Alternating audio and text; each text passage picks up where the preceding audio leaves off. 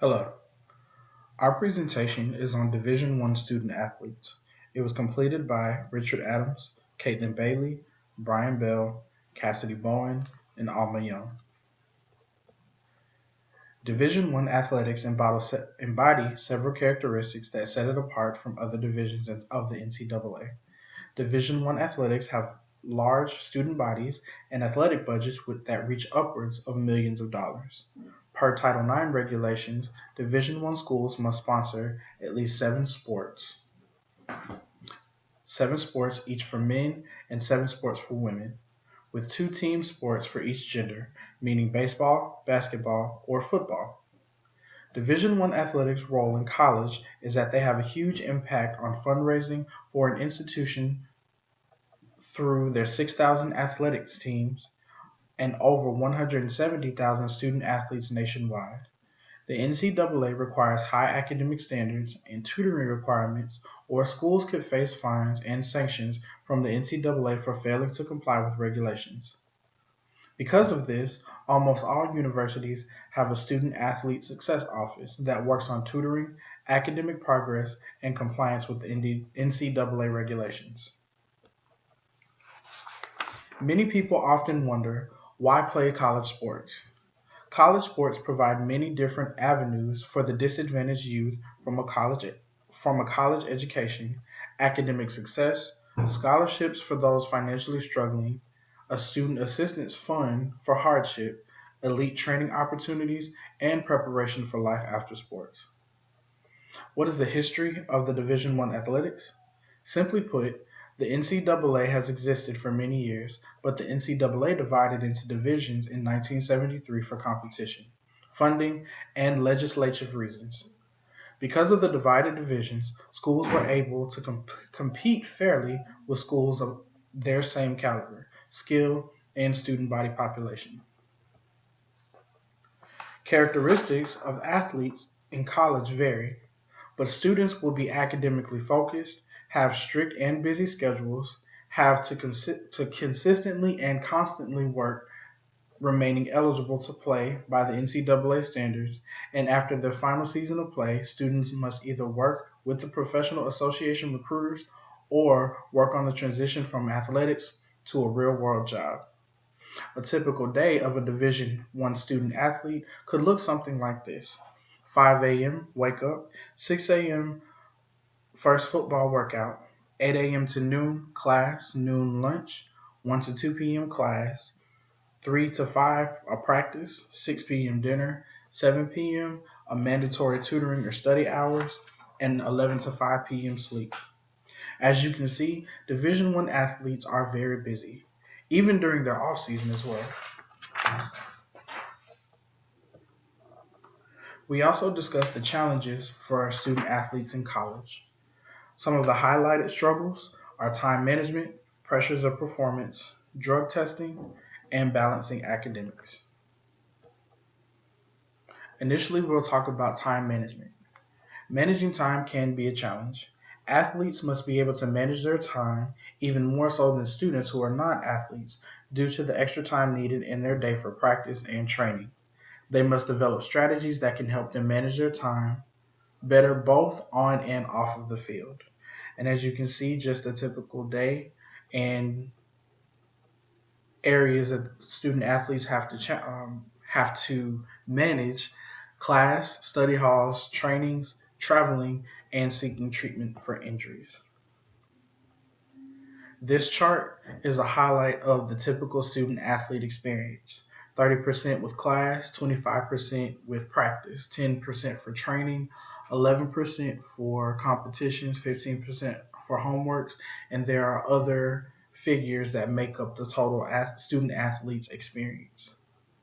And these numbers may vary from university to university. The next area that we highlight is the pressures for performance. The average college student may have a number of obligations within the classroom and outside of academia. These commitments can cause stressors, which allow the student to feel pressure. When we start the discussion about the student athlete, those obligations are heightened, which in turn can lead to more stress and pressure. According to the NCAA reports, college athletes face many challenges and pressures, such as anxiety, depression, and relationship challenges. The pressures of anxiety include time crunch of balancing between commitments, the pressure to perform as the commitment increases, and maintaining one's scholarship. Coaches do their best to provide structure around the practices and classes, but a manageable schedule can quickly turn chaotic as a student athlete enters the competition season. For some athletes, being in season creates a structured routine that supports improved academic performance. However, other student athletes find it a challenge to juggle this rigorous schedule. For some athletes, scholarships are the only reason that they are able to attend college. Scholarships can be determined by an athlete's performance in an athletic competition and in the classroom. When competing demands emerge, the anxiety may follow. Some of the highlighted effects of anxiety on the performance include the lack of concentration and focus, the less the ability to manage natural anxiety in competition or lack thereof, and lose energy that is needed to prepare for competition. This chart highlights some of the additional anxieties that student athletes face in different situations. On the left, the source of the weight or pressure. We have the technical demands of a sport, aesthetic demands of a sport, on down to the media and societal demands. And over to the right, it highlights the actual demands that the left side speaks of. So when we talk about the technical demands, achieving faster race times, the pressure that it has on the body, the anxiety it creates for the body, the aesthetic demands, when we talk about the mental and emotional, achieving grace and beauty, and then we move on down to media, the images of high level athletes promoting lean, tone, and stereotypically attractive bodies. And then the societal demands, images of the models that promote tall, thin, and stereotypically attractive bodies for society in general. So these are some of the anxiety pressures that student athletes face in D1 schools. We're now talking about the pressures of depression. The impact of an injury, um, when it talks about the injured athlete potentially faces many changes. Not feeling a part of the team, losing credibility, falling behind teammates in skills and experience, or the prospect of losing their scholarship for the season, and eventually, in some cases, this may be the end of their career. Typically, the student athlete's reaction is all about recovery from the physical problem and rarely addresses the common emotional pain and anxiety that accompanies the injury. When the emotional and mental toll is ignored, full recovery is impeded. And some of the effects that depression has on performance: a decrease in motivation, a loss in interest in the competition or teammates, burnout, and also they may face increased risk of injury. When we talk about the pressures of relationships, the student athlete is surrounded by teammates more days than not throughout the year, and many of these athletes live with their teammates. So for some, this could pose a challenge, and conflicts may emerge. When tension arises within the team, this may take time away, and if a student athlete cannot negotiate conflict within the team, this can cause a rift on the actual team, the progression of the team, and overall just have a negative impact on the progression of the team. When we talk about the relationship with the coaches, this can also present challenges. Student athletes may have concerns about playing time. Let's say there's a new coach that transitions into the team, it creates a new dynamic for the overall team. So there has to be some adjustment time, a learning curve, if you will, and personality conflict. So this can also impact the team. Some of the effects of relationships on performance: the team Chemistry is, of course, impacted, the lack of focus in preparation and competition, and decreased motivation. Drug testing within D1 athletes is another area that we discuss. Not only do D1 athletes deal with the pressures covered previously, but they also have to be drug tested. The NCAA has their own drug testing terms and conditions aside from the university's own drug testing. The university's athletic department is responsible for seeking out their own drug testing company in which they choose to use. Each athletic department chooses their own penalty for a positive result. Here are the Georgia Southern Athletic Department's drug testing information. The Drug Testing Oversight Committee has chosen to test a random 10% of all athletes at least 5 times a semester. The substances banned range from stimulants, street drugs, and masking agents. Listed are the results of listed are the results for positive results to a drug test at Georgia Southern. These results vary from school to school. The first offense, the student athlete will be placed in a rehabilitation and addiction program, which takes about 2 to 3 weeks to complete. The second offense, they will be placed in a program again, but this time they will have to sit out for three athletic events. In the third offense, the student athlete will be dismissed from the athletic program. And as stated before, on the right, you can see the banned substances that the Drug Testing Oversight Committee highlights at Georgia Southern. The NCAA drug testing is the same for each school that is under the NCAA's jurisdiction.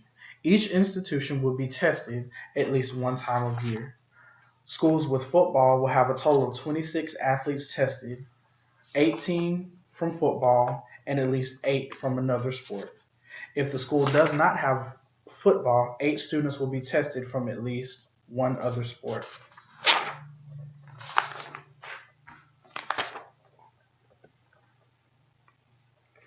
The substances below are the substances that are banned. These are the same substances that are banned for Georgia Southern's drug testing. The penalty for testing positive is a loss of 1 full year of eligibility, which is 25% of their total eligibility. At least A second positive test for the street drugs is another year of eligibility lost, as well as a year withheld from competition. A second positive test for PEDs will result in the student athlete being permanently ineligible. The next area that we discussed is balancing academics.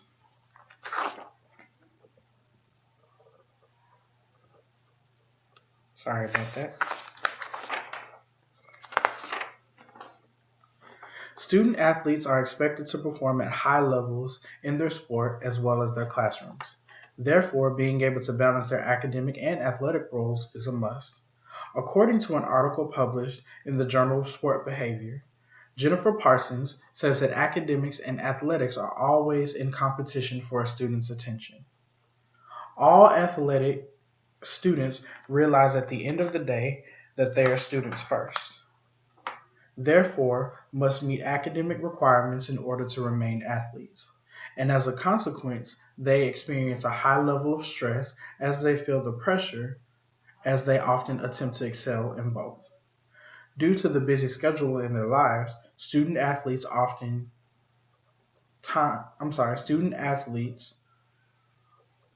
give up extracurricular activities as well as social activities in order to focus on academics and sports. Due to pop culture stereotype, most people have the perception that student athletes as the party animal jock or the dumb jock. However, most people don't realize that most of the time student athletes lack personal time, often prevents them from having a social life even if they wanted to. Balancing a tight schedule can be difficult to accomplish. However, a UGA student is showing how, with focus and determination, balancing different responsibilities can be easier than most people think.